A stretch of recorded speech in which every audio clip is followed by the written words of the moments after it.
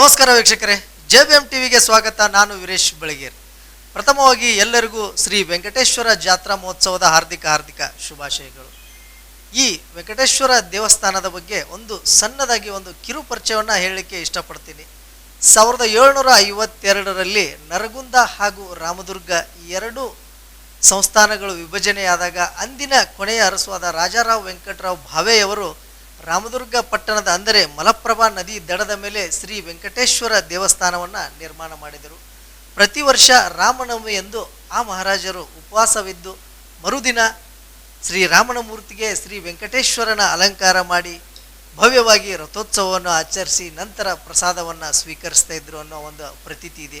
ಅದೇ ರೀತಿ ಪ್ರತಿ ವರ್ಷದಂತೆ ಈ ವರ್ಷವೂ ಕೂಡ 9 ವಾಹನ ಮಹೋತ್ಸವ, ಇಂದು ರಥೋತ್ಸವ ಅತ್ಯಂತ ಅದ್ಧೂರಿಯಾಗಿ ಜರುಗಿತು.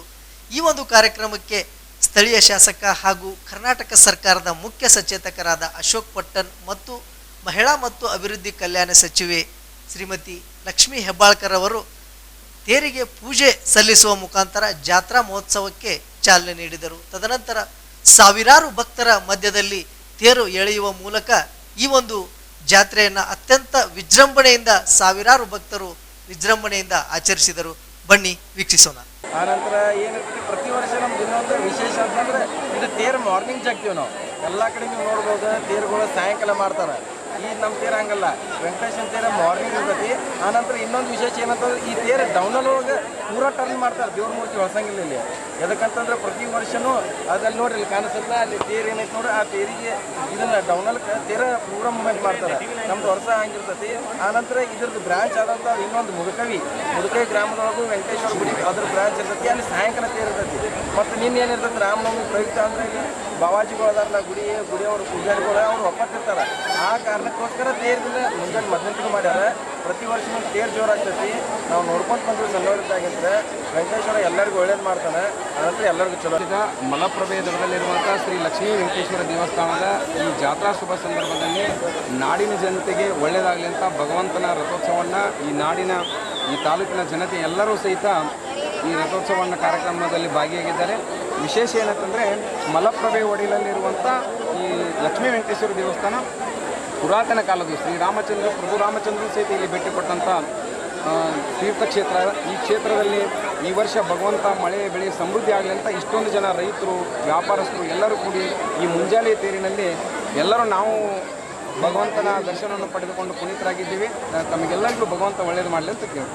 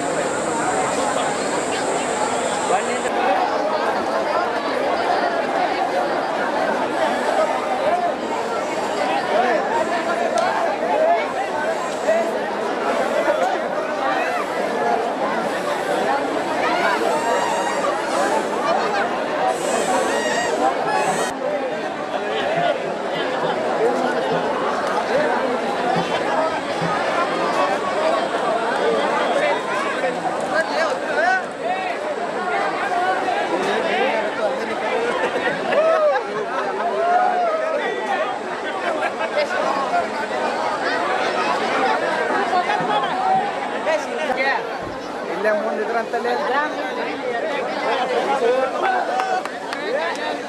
ಇದ್ರಂತಲ್ಲಿ ಸುಮಂತ ಲೈವ್ ಬರತ್ತೆ